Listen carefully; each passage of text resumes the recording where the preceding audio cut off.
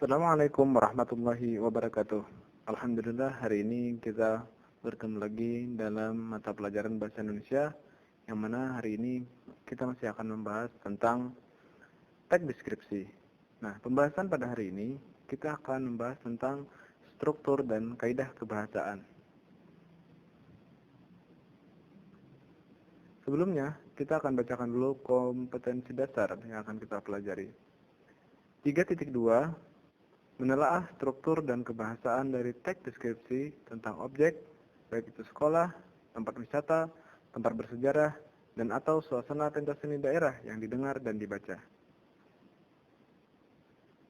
Tujuan pembelajaran, siswa dapat menelaah struktur dan kebahasaan dari teks deskripsi tentang objek yang didengar dan dibaca.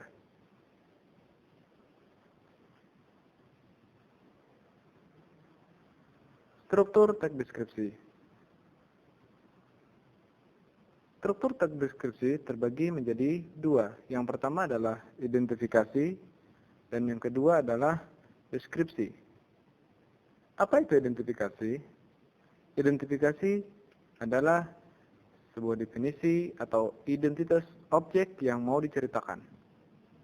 Sedangkan deskripsi adalah gambaran terperinci dan detail tentang objek yang mau diceritakan.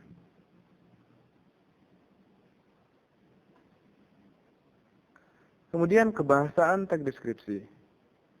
Ada beberapa poin dari kebahasaan teks deskripsi. Yang pertama adalah kalimat penjelas, kemudian kata-kata yang mengandung cerapan indera, kemudian kata-kata yang mengandung emosi kuat, kemudian kata yang bersinonim, penggunaan kata depan, dan terakhir adalah penggunaan huruf kapital.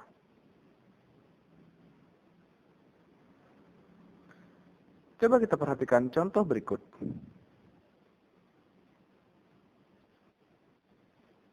Di sini ada sebuah teks tentang Istana Kadriah Kesultanan Pontianak.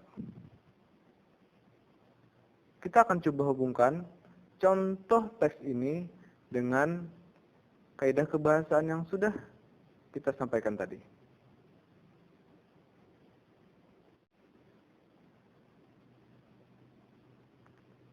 Kita baca dan pelajari betul-betul dengan teliti isi dari teks tersebut.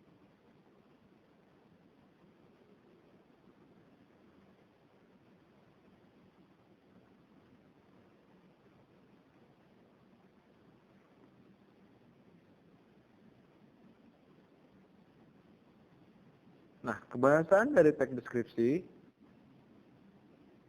kalimat penjelas, cerapan indera, emosi kuat, kata bersinonim, kata depan, dan juga huruf kapital akan kita lihat contohnya masing-masing. Kalimat penjelas yang terdapat pada teks yang sudah kita baca tadi ada beberapa. Yang pertama itu adalah kata yang terbuat dari kayu belian pilihan. Pada teks tadi itu sudah sangat jelas ya disebutkan bahwa istana tersebut atau bangunan tersebut terbuat dari kayu belian pilihan.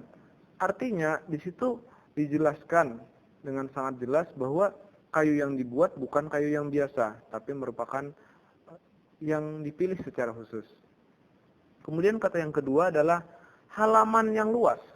Nah, di sana juga menjelaskan bahwa tidak hanya disebutkan halaman saja, tapi ada kata-kata luas dan juga rumput yang terawat. Nah, berarti jelas ya, di situ rumput tersebut memang sudah benar-benar dirawat, tidak dibiarkan tumbuh begitu saja. Kemudian kalimat penjelas yang ketiga yang terdapat pada teks tadi adalah 13 meriam. Nah, ada kata-kata 13 itu jelas sudah ya, karena disebutkan angkanya, dan juga ada kata-kata buatan Portugis dan Prancis. Nah, jadi meriam tersebut jelas ada pembuatnya, yaitu negara Portugis dan Prancis. Kemudian kata-kata yang mengandung cerapan indera. Nah, ada kata-kata takjub melihat anjungan. Nah, takjub melihat anjungan berarti indera apa yang ada di sana? Yaitu indera penglihatan. Karena ada kata-kata melihat, berarti itu adalah penglihatan. Kemudian Kata yang kedua adalah penanda mara bahaya jika genta dibunyikan. Genta dibunyikan itu merupakan indera pendengaran. Kemudian yang selanjutnya emosi kuat. Apa kata yang dapat kita temukan? Nah, emosi kuat maksudnya di sini adalah ketika seseorang melihat atau menyaksikan sesuatu, ada yang bisa dieksplor di dalam dirinya atau emosi yang keluar dalam dirinya. Contoh, wisatawan akan takjub melihat anjungan. Kata takjub di sini itu menandakan bahwa ketika dia melihat sesuatu, ada sesuatu yang keluar dari dalam dirinya itu yang begitu kuat, yaitu emosinya ketika melihat tersebut. Takjub itu lebih dari hanya melihat ya, tapi sesuatu yang luar biasa. Kemudian kata yang bersinonim. Harus kita ketahui dulu bersinonim itu merupakan persamaan makna kata. Misalnya luas. Luas itu sama dengan lapang ataupun lebar. Kemudian melihat itu menyaksikan. Kemudian lambang. Lambang itu bersinonim dengan kata tanda ataupun simbol. Kemudian penggunaan kata depan. Kata depan apa saja yang terdapat di cerita tersebut? Ada beberapa ya, tapi saya hanya menuliskan 2 contoh yang terdapat di teks tersebut. Yang pertama adalah kata depan di. Pada teks tersebut terdapat kata di halaman depan istana. Nah, kata di itu menunjukkan kata depan. Kemudian ke, menjorok ke depan. Nah, ada penggunaan kata ke di sana untuk menunjukkan arah. Kemudian terakhir dalam penggunaan huruf kapital. Istana Kadriyah. Kenapa Kadriyahnya itu ditulis kapital? Karena itu merupakan nama sebuah tempat. Kemudian kota Pontianak juga sama. Pontianaknya juga nama tempat atau nama sebuah kota. Kemudian buatan Portugis dan Perancis. Portugis dan Perancis juga merupakan nama kota. Dan ada beberapa hal lain lagi ya yang perlu kita ketahui dalam penggunaan huruf kapital. Nah, sekarang tugas mandiri untuk kalian. Silahkan kalian baca dan pahami isi teks deskripsi yang berjudul Bung Tomo yang ada di buku paket kalian.